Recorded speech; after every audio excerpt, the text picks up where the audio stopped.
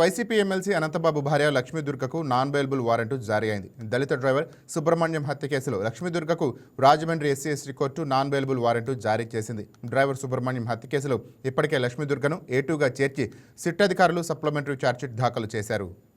Nanaji, MLC Anantha Babu భార్య లక్ష్మీదుర్గకు non bailable warrant జారీ అయిందని తెలుస్తోంది. దానిపైన అప్డేట్స్ ఏంటి? నాని, ఏదైతే Rajahmundry SST court non bailable warrant జారీ చేసింది. అయితే ఇదివరకే డ్రైవర్ సుబ్రహ్మణ్యం హత్య కేసులో లక్ష్మీదుర్గ ఏటూగా చేర్చింది. అదే ఈ చేర్చిన దగ్గర నుంచి కూడా తను కనబడకుండా అబ్స్కాండ్ లో ఉన్నదని చెప్పుకోవచ్చు. అయితే అప్పటి నుంచి కూడా వివిధ రకాలుగా ఎవరైతే వైసీపీ ఎమ్మెల్సీ అనంతబాబు ఉన్నారో అనంతబాబు కూడా అంటే వివిధ నాయకులతో కానీ అధికారులతో కూడా ఇన్ఫ్లుయెన్స్ చేసే ప్రయత్నాలు కూడా జరిగాయని మనకి సమాచారం ఉన్నది. అయితే దీనికి సంబంధించి అంటే దీనికి ఎప్పుడైతే ఎవరైతే బాధితులు ఉన్నారో బాధితుల తరపు కూడా ఎవరైతే సుబ్బారావు గారు ఉన్నారో ఈయన కూడా వాదోపవాదాలు కూడా జరగడం జరిగింది. అయితే అనంతరం కూడా ఎవరైతే దళిత నాయకులు ఉన్నారో దళిత నాయకులు ప్రతి ఒక్కరూ కూడా రోడ్ల మీదకి వచ్చి ధర్నా చేసి పెద్ద ఎత్తున ధర్నా చేయడంతో అప్పటి వైసీపీ ప్రభుత్వం తన మీద అప్పుడు వేటు వేసినట్టే వేసిందని మనం చెప్పుకోవచ్చు. దీనికి సంబంధించింది అంటే కీలక పాత్ర ఎవరైతే ఉన్నారో భార్య వహించింది.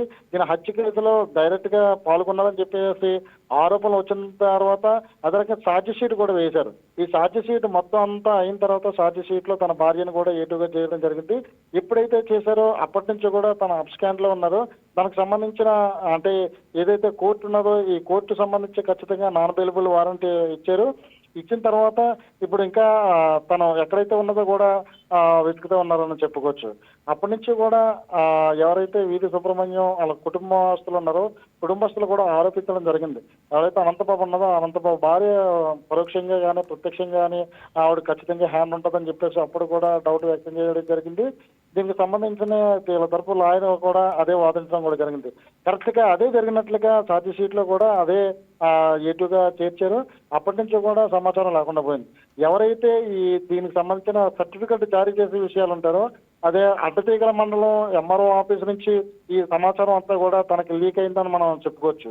అయితే దీనికి సంబంధించిన అధికారులు అంటే అప్పుడు వైసీపీ అధికారులే అక్కడక్కడ ఉన్నారు కాబట్టి ఈ ముందస్తుగానే ఇదైతే మీ మీద ఉచ్చు బిగుస్తుంది, దీనికి సంబంధించిన ఈటీకు కూడా చేర్చే అవకాశం ఉన్నది అని చెప్పేసి అధికారులు ఇచ్చిన సమాచారం మేరకు ఆవిడ అబ్స్కాండ్ అయిందని కూడా మనకి వార్తలు కూడా వచ్చాయి. Nani, thank you Nanaji.